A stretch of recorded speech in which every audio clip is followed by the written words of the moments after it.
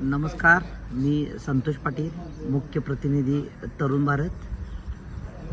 आज 22 ऑगस्ट शुक्रवार सकाळचे 9:30 वाजले आहेत। आपण कसबा बावडा सीए या रस्त्याची स्थिती पाहू शकतो।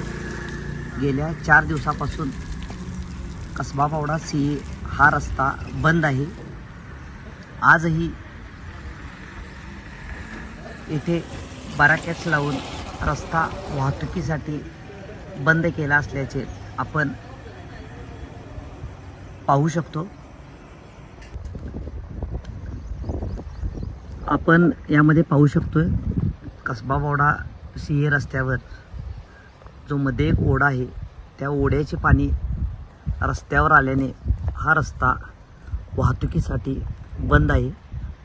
आज पावसाने पूर्णपणे उघडीप दिली आहे, त्यामुळे जर अशी स्थिती राहिली तर उद्या सकाळपर्यंत हा रस्ता वाहतुकीसाठी खुला होऊ शकतो।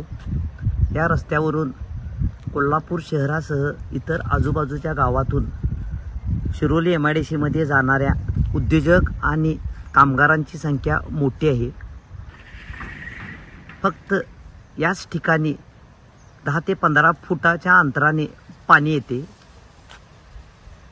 पुलाची उंची जर वाढवली तर हा मार्ग बंद होणार नाही।